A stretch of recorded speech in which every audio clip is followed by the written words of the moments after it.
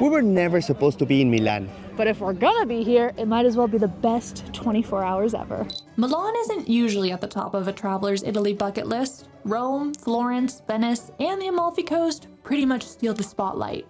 And Milan is the layover city, the afterthought. They've got some of the cheapest international flights out of Italy, and that's exactly why we're here. With 24 hours before our flight home, we had a choice. We could sit around and wait, or dive into a city known for catwalks, cappuccinos, and culture that people too often skip. Guess which one we picked? So we're gonna try to get a little taste of as much sides of Milan as we can. And Milan is a football city. And not only a football city, it's the home of my favorite team, after Pumas, of course.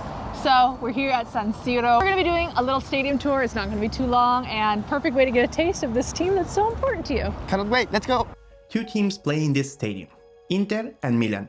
My Italian uncle is a huge fan of Inter, and when I was a kid, he asked my aunt to get me a jersey when she visited me back in Mexico. There was some confusion and she got me a Milan jersey instead, and ever since, it's my favorite European team. So obviously, for 35 years a person, I had to tour the stadium. My favorite player of all times. This is the reason, he's the reason why I support this team. Well, my aunt is the reason why I support this team, but he's my hero. I'm no stranger to tours like this by this point. We have done so many on our travels because I am married to a huge football fan. Now this stadium is not only home to where Inter and Milan play, but it was also home to, it was one of the stadiums used in the 1990 World Cup. And so there's tons of artifacts here in the museum that you can look at first in their self-guided portion of the tour, and then we're gonna get a guided tour inside. I have a feeling we're gonna see a couple of cool spots. The tour continued with a visit to the locker rooms of both teams, where I, of course, took a ton of pictures. Since that dream come true. I cannot believe we're here. And then we headed out to the field, where we got to spend some time walking around a totally empty stadium. It's a shame our dates here didn't line up with any games, but I'm glad I got at least to take a look inside. After, we hop a quick metro ride across the city. Oh good, we made it just in time. Okay guys, we knew we needed to fit at least one destination over here tonight. Otherwise, it's gonna be too much for tomorrow. Luckily, the castle is still open. It looks spectacular right now during sunset. It shines with all the red bricks. So let's go inside. Oh my gosh, this place is so, so beautiful. Yeah, and it's free to enter over here to the, let's say, the center of the place. You're all surrounded, but if you want to enter to the museum, it has a cost. You know, I'm curious if it's worth it to go inside the museum. Let's take a look. We'll be the guinea pigs. We'll see if it's worth it. That's Lord Farquaad. Yep, that's him. We're back. The decision has been made for us. We're not going. No, they close at 4:30, all the museums, and some museums, they're in renovation. That's what happens whenever you come in low season. Yeah, so we got some extra time back and a little bit of money to go towards dinner tonight. And Sounds food is a perfect. big part of our time here. We changed locations to this other neighborhood, and by the way, so easy to get around Milan, just like everywhere in Europe, on metro. Our concierge at our hotel recommended we come to this neighborhood because there's a lot of really good restaurants, a cool little fun vibe, and we're on the hunt for pasta because I need to have a good pasta dish before we leave Italy. So let's see what we can find. And that is how we end up at I Balestrari. This is a checkered tablecloth, Roman-style kitchen where we find two incredible pasta dishes. All Italy. You spoil us.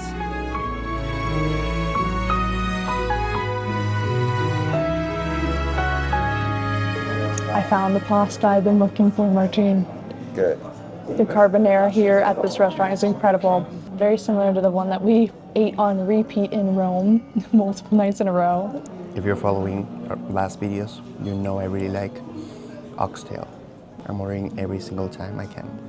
So this one is with pasta, so double price. And then there's dessert. Behold, the mighty tiramisu, famous to this very region of Italy. It's cake, soaked in espresso, topped with freshly whipped cream. What's not to love? That dinner was amazing, and that tiramisu as well. And I think someone has a little story with the tiramisu. Last time and the only other time I've had tiramisu was on prom night, and my date ate it. He got so sick and he ditched me for the rest of the night, almost the entire night. So I was all alone at prom. It was very awkward.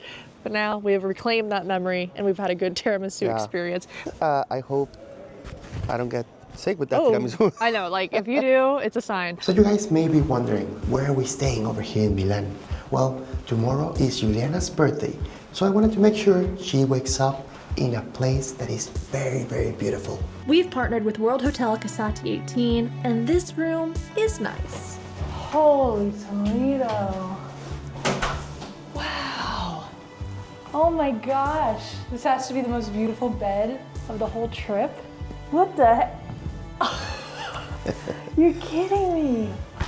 Oh, the way that this room is lit, it's just so beautiful. It is a work of art.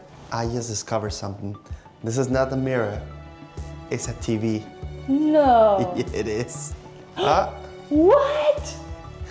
Okay, that's crazy. Happy wife and happy husband, I guess. Both. That's a good thing.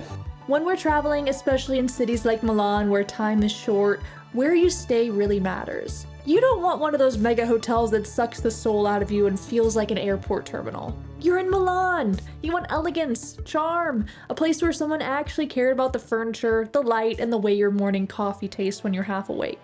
Plus, as a World Hotel's distinctive property, this hotel gives those elegant boutique hotel vibes we love while being tucked into a quieter corner of Milan. And honestly, it hit that sweet spot between reliable amenities, gorgeous design, and a convenient location that's walking distance to the metro. Use the link in the description to book so they know Tourist to Local sent you. So, this isn't a bad place to end our night, that's for sure. And also we need a good night of sleep because tomorrow is gonna be packed. But we're ready.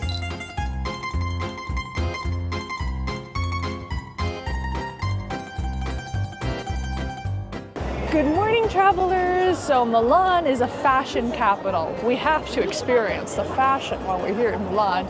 So we came to that popular mall that I remember seeing all over Instagram in like 2016, Vittorio Emanuele. And it's actually a lot smaller than I thought it was, but so many luxury designers here. Ironically, I've run out of clothes. This is the last possible outfit I could wear this trip. I do not fit in with the city with my puffer and my jeans. Also, there's a weird thing that everybody does. So there's a pool, and you have to put your heel on the private parts of the pool. Wait, what? Yeah, over there. And then you have to do like 3 times. And some people, they say it gives you good luck. Some people, they say you will meet somebody to love. And some people, they say it's to return to Milan someday. I think it's to, look ridiculous. But Yeah, I think so too, right? all right, I think it's your turn. So it has to be closed eyes, right foot, and counterclockwise. It's like a piñata, you don't know what to do. It's crazy because there's like a hole in it. I wonder if that's from people wearing it down over time. And also we read it's like making fun of the city of, the rival city that is Torino. Oh. That's why in the representation of Torino it's a bull. Oh, I toro. see. If you see, there's 4 different ways. That is the cardinal points.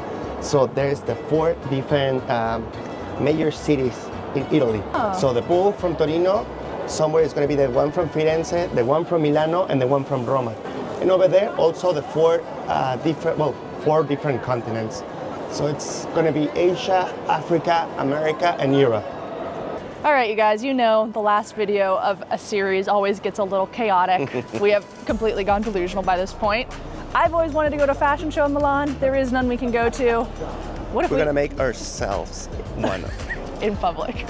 Might as well, we embarrassed ourselves enough back there. We already did that a lot. And so we turn out looks, the best way we know how. Juliana sporting the ever so functional Uniqlo puffer. Whoa.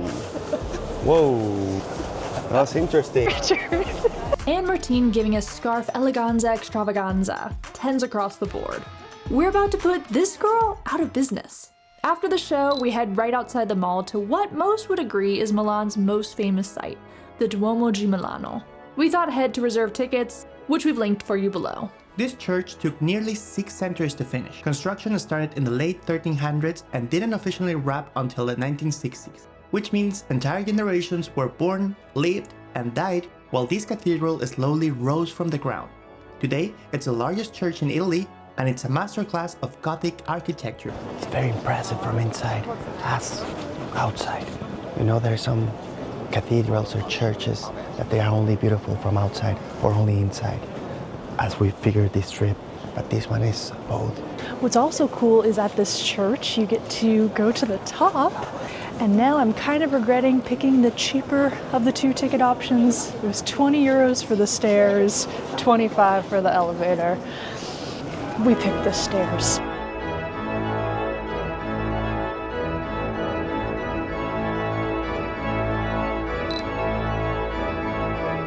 Up on the roof, you can walk among the spires and get a panoramic view of Milan. And if the skies are clear, you might even catch a glimpse of the Alps in the distance. The stairs wasn't bad actually. We embraced the cheapness and we walked through it. And right now we're like in the balconies. Yeah, we're on the very top of the roof. Doesn't feel like this is a place you're allowed to be. I mean, it's like sloping like you're on a rooftop. We will say though that half of it is under construction, so it could be pretty ugly at first when you're looking at it, but if you play around with angles, you could get some really cool photos. Yeah. What I'm impressed, Juliana, is in every single kind of these little towers, there's a statue on top. I know, it's crazy when you really look at all the detail.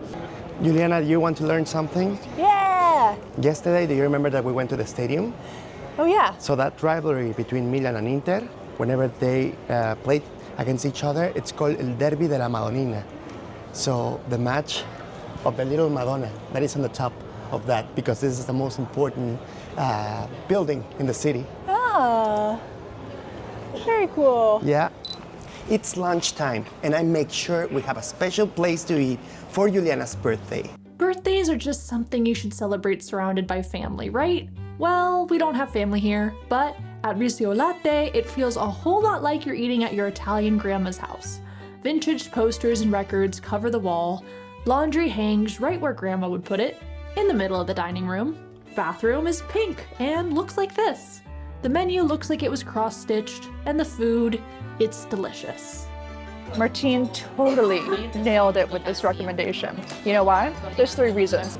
Number 1, it is off the beaten path. It's on a street that is not touristy. I didn't want to eat in one of those crowded restaurants where the food is kind of mediocre.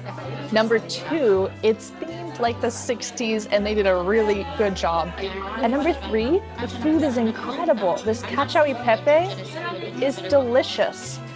And one detail I absolutely love is all the silverware and the dishes and everything it doesn't match, just like grandma would have it.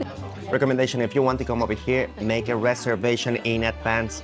That's exactly what I did, because whenever we enter over here, we saw it was sold out, so you need a reservation in order to get over here. I ordered the risotto alla milanese, so Milan-style risotto. I don't regret. So good. Grandma even comes out and offers the cake of the day.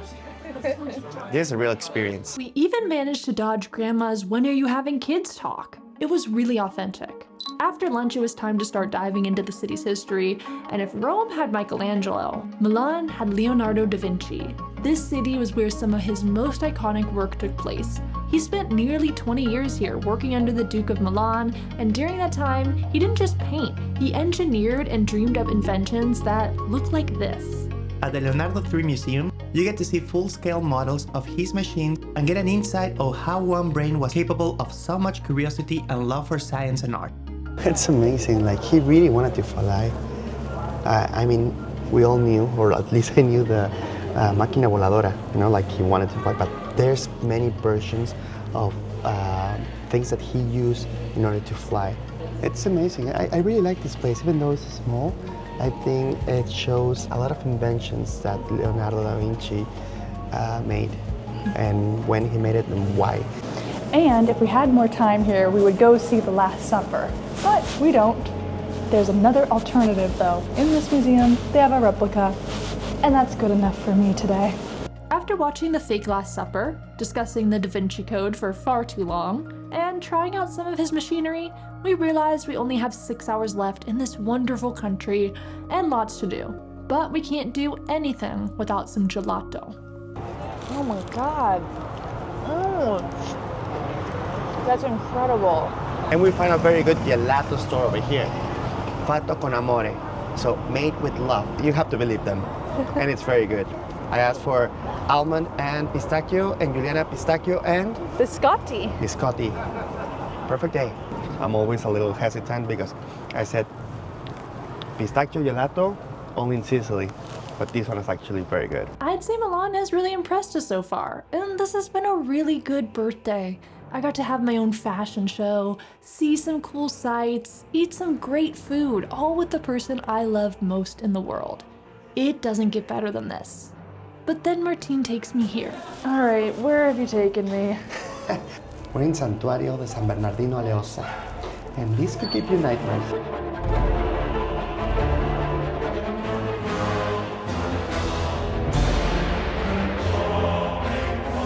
Totally normal way to spend your 31st birthday, confronted with the idea of death. That wasn't my intention, Juliana. You gotta think about death often. It's a good place to do it. Okay, not the best birthday activity, but still such an unique concept for a church. After the sun goes down, I decided to make it up to Juliana and take her somewhere that I know for a fact is going to be exactly her type of place. This is Bar Luce, and it's a sign by Wes Anderson.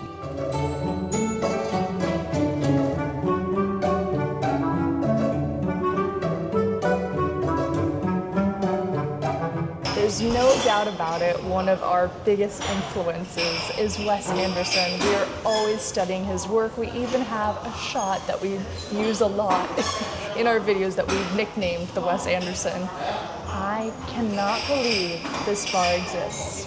And Martín brought me here for my birthday, and I'm in paradise. I knew Juliana would like this, and it's a little details, you know, the type of colors, like how the bottles there positioned, everything. I really like this place, and I'm very glad we came over here. By the smile on my wife's face, I'm satisfied.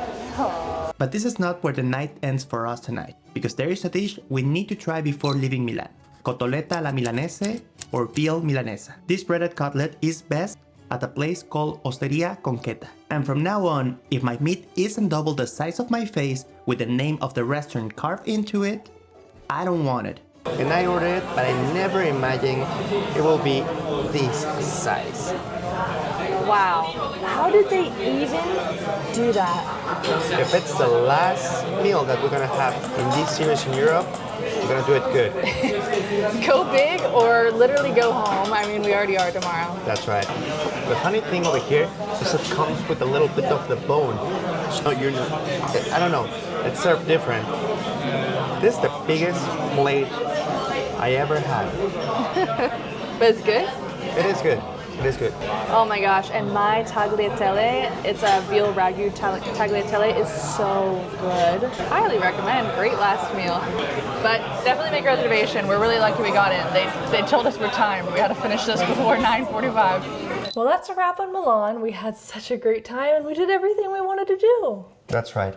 And it's not only the wrap on Milan, it's in an entire series of 9 chapters over here in Europe. Oh, we had a great time. But guess what, guys? Next video from us, we're switching it up and we're going to be on a different continent.